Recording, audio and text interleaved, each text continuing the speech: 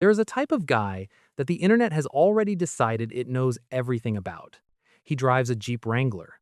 He has a no doors, no rules sticker somewhere on it. He waves at other Jeep owners on the road like they're in some kind of brotherhood. He's never taken it off-road.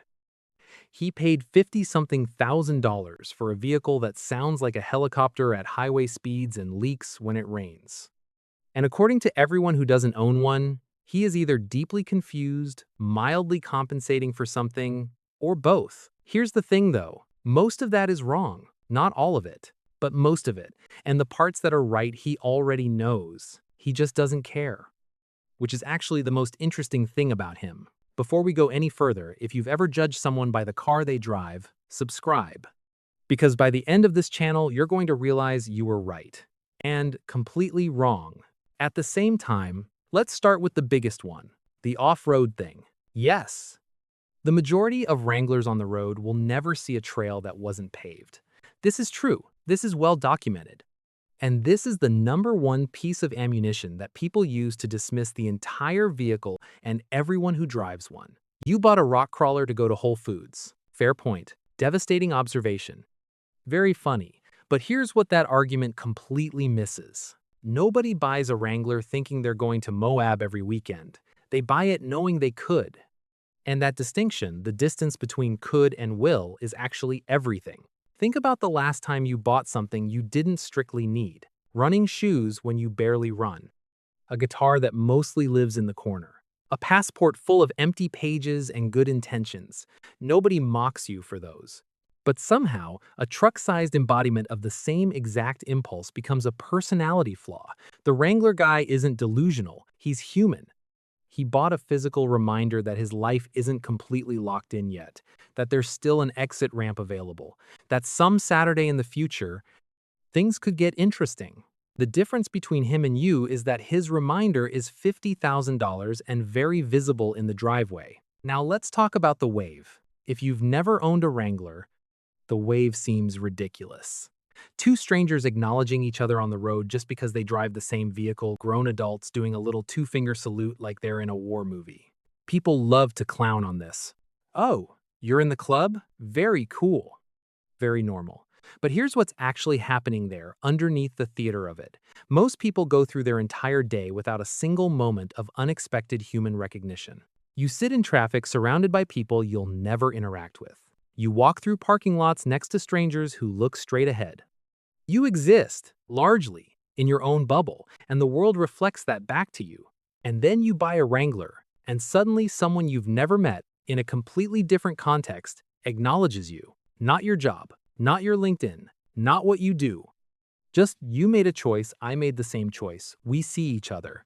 That's not ridiculous. That's actually kind of rare. And once you feel it, you start to understand why people get so attached to this thing that from the outside looks like an overpriced box on wheels. Moving on, the modification obsession. This one, the critics get partially right, but for all the wrong reasons. Yes, Wrangler owners modify their vehicles beyond what is reasonable.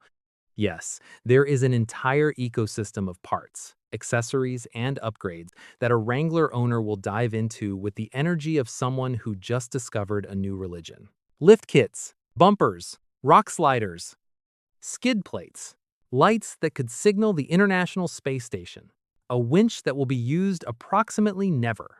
And the easy joke is, it's compensation, it's insecurity. It's a man trying to make himself feel bigger through his vehicle. But that's lazy.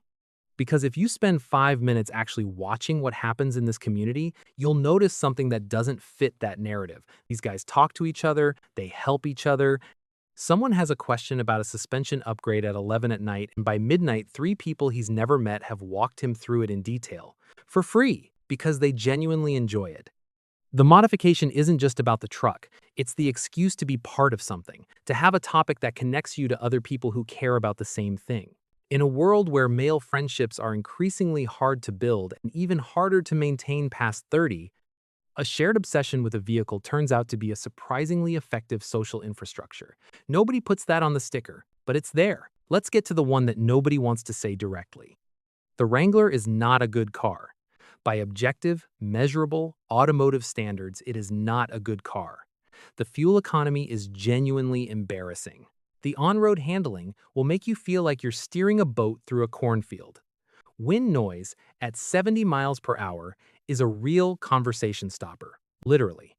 There is a known mechanical issue the community has named the death wobble, which is exactly what it sounds like. And rather than being a deal breaker, it has become something owners discuss, with the fondness usually reserved for a difficult but beloved family member.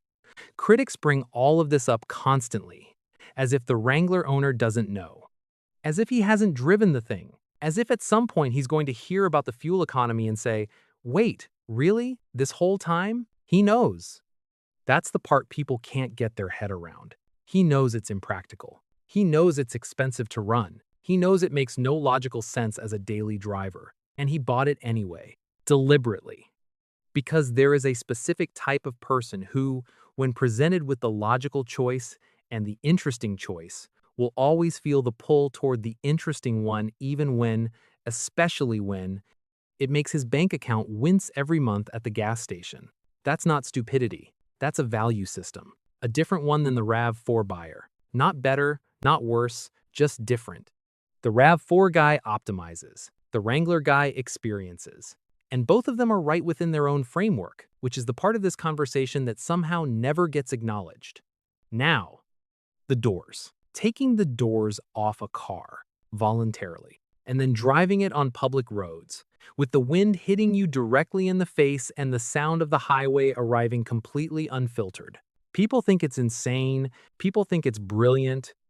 There is no middle ground. Here's what it actually is. It is the most direct, unmediated driving experience available to someone who isn't on a motorcycle. No glass between you and the world.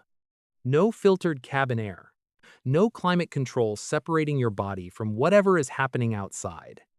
You are in the car the way people used to be in cars, before cars became sealed comfort pods designed to make you forget you're moving. And for a certain kind of person, that rawness isn't a flaw. It's the whole point. It's the reason they got out of bed that morning. You can call it performative. You can say they're just doing it for Instagram. Some of them are. But some of them do it at 6 in the morning on an empty road with nowhere to be and nobody watching, and that guy isn't performing anything. And here's the thing about the stickers. It's a Jeep thing you wouldn't understand. The ones that make non-Jeep people roll their eyes so hard they nearly pull a muscle. People treat those like proof that the owner has replaced his grip on reality with brand loyalty. But read that one again. You wouldn't understand. That's not arrogance. That's an honest observation, delivered badly, because there are things you genuinely cannot understand about owning one of these unless you've done it. The way it changes how you move through a city. The way people look at you differently, some with contempt, some with something closer to envy. The way it forces you to engage with your vehicle, to know it, to fix it with your own hands on a Sunday morning, because the alternative is paying someone $300 and losing the whole story. You can't put that on a bumper sticker in a way that doesn't sound ridiculous. So they just said you wouldn't understand. And honestly, they were right.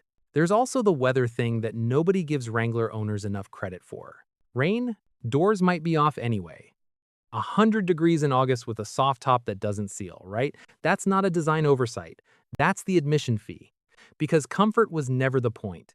Comfort is what you get in the RAV4. What you get in the Wrangler is something harder to name, a relationship with the road that's more honest, more physical, more present. The Wrangler makes you aware that you're driving every minute, every mile. Some people hate that. Some people need it. Here's what it all comes down to when you strip everything else away. There is a version of adult life that is very good at making you disappear into your own routine. You get responsible. You get practical. You get a car that makes sense for your commute and your insurance rate and your parking situation. And one day you look up and realize that every decision you've made in the last 5 years has been the correct decision, the smart decision, and you feel almost nothing about any of them. The Wrangler is what happens when someone decides to make one decision that isn't optimized. One thing that makes no sense on paper and feels exactly right in the body. A vehicle that is loud and leaky and impractical and entirely his. Not because it's the best tool for the job, but because sometimes you're not looking for the best tool. Sometimes you're looking for proof that you're still in there. That's what the Wrangler is. Not a truck, not an off-road machine, not a status symbol, even though people will always assume that. It's a declaration. A stubborn, expensive, fuel-inefficient declaration that practicality didn't win completely. And the guy driving it, he already knows what you think about him. He's heard it. He smiled at the last person who said it, that same slow, amused smile, and then he drove away, through the Whole Foods parking lot probably. But still, if you've owned a Wrangler, you either felt completely seen just now or mildly attacked. Either way, you know I'm right. Drop it in the comments and tag the guy in your life who needs to hear this.